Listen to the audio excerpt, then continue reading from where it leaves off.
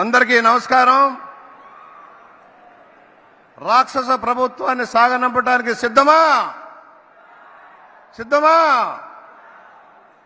జగన్మోహన్ రెడ్డి సిద్ధం అంటున్నాడు. దేనికో తెలుసా?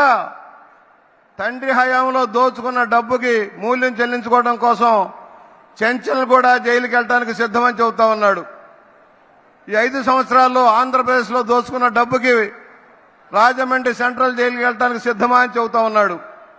మనం సిద్ధంగా ఉండవలసింది రాక్షస ప్రభుత్వాన్ని సాగనంపడానికి, స్వర్ణాంధ్రప్రదేశ్ని తీర్చిదిద్దుకోవడం కోసం మనందరం కలిసికట్టుగా ముందుకు సాగాలి. ఇవాళ దేశం ఆర్థికంగా ముందుకు సాగుతూ ఉంది. ప్రధానమంత్రి గారు మోడీ గారి సారథ్యంలో రాష్ట్రం 5 సంవత్సరాలుగా అధోపతికి నెట్టబడింది. రాక్షస పాలన మనం అనుభవించాం. ఇదే 90 రోజుల నాడు ఎవరైనా రాష్ట్రంలో మాట్లాడటానికి ముందుకొచ్చారని అడుగుతా ఉన్నా. ఒక భయానక పరిస్థితి రాష్ట్రంలో. అవినీతి అక్రమ విధానాలను చీల్చి చెండాల్సిన సమయంలో అందరినీ అణచివేసి ప్రభుత్వాన్ని దమనకాండ కొనసాగించాడు జగన్మోహన్ రెడ్డి. ఎక్కడ చూసినా అవినీతి అక్రమాలు, ధరలు ఆకాశానికి వెళ్లిపోయినాయి, ప్రగతి కుంటుపడిపోయింది, అభివృద్ధి అనేదే కానరాని పరిస్థితి. అందుకనే ఈ రోజున ఎన్డీఏ సారథ్యంలో మనందరం కలిసికట్టుగా ముందుకు సాగాలని, మోడీ గారి సారథ్యంలో భారతదేశం, చంద్రబాబు గారు, పవన్ కళ్యాణ్ గారి సారథ్యంలో ఆంధ్రప్రదేశ్ అభివృద్ధిలో ముందుకు సాగాలన్న నిర్ణయంలో మనం ముందుకెళ్తున్నాం. ఇవాళ ఒకటే అందరం కలిసాం. రాష్ట్రాన్ని ప్రగతి బంధాల్లో ముందుకు నడపాలి. ఆనాడు ఆర్థిక సంస్కరణని ముందుగా పుణికిపుచ్చుకున్న వ్యక్తి చంద్రబాబు గారు. ఉమ్మడి ఆంధ్రప్రదేశ్ని ఒక బ్రహ్మాండమైన విధానాల్లో రూపకల్పన చేసి ముందుకు సాగిన వ్యక్తి.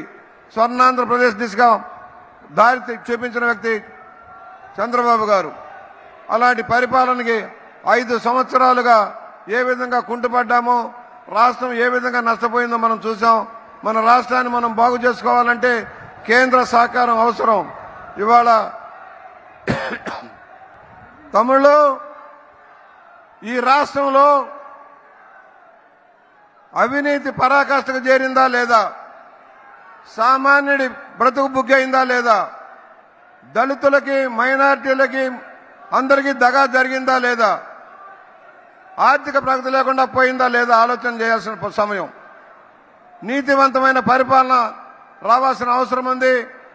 పవన్ గారు లాంటి నిస్వార్థ రాజకీయ నాయకుడు మన ముందుకు వచ్చారు. ఏ నాయకుడైనా జేబులో నుంచి రూపాయి తీయడు. పవన్ కళ్యాణ్ గారు తన సంపాదనలో నుంచి తెచ్చి బాధితుల పక్షాన్ని నిలబడ్డ వ్యక్తి. అలాగే ఎన్టీఆర్ ట్రస్ట్ తరఫున భారతదేశంలో ఏ పార్టీ చేయని విధంగా సంక్షేమ కార్యక్రమాలు అమలు చేసిన వ్యక్తి చంద్రబాబు నాయుడు గారు. వారిద్దరి కలయికతో మనం ముందుకు వెళ్తున్నాం. మనం విజయం సాధించాల్సిన అవసరం ఉంది. ఉద్యోగాలు రావాలన్నా, ఉపాధి కలపాలన్నా, పరిశ్రమలు రావాలన్నా మోడీ గారి సహకారం మనకు అవసరం. అమరావతి లాంటి రాజధాని భ్రష్టు పట్టించిన జగన్మోహన్ రెడ్డి గుణపాఠం చెప్పాలి. పోలవరం లాంటి ప్రాజెక్టులు గండి కొట్టారు. వీటన్నిటినీ సరిదిద్దుకుంటూ ముందుకు సాగాలి.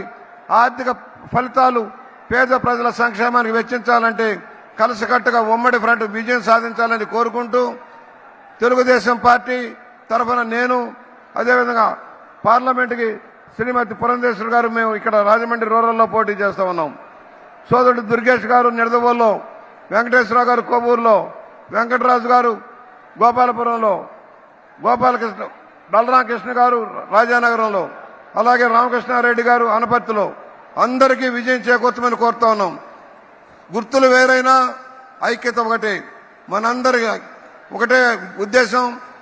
తెలుగుదేశాన్ని, జనసేనని, బీజేపీని గెలిపించుకుందాం, రాష్ట్రాన్ని బాగు చేసుకుందాం అని సవినయంగా మనవి చేస్తూ, అవినీతి అక్రమాలకి చండ శాసనంలాగా ఉన్న చంద్రబాబు నాయుడు గారు, పవన్ కళ్యాణ్ గారు, మోడీ గారిని ఆశీర్వదించమని కోరుకుంటూ సెలవు.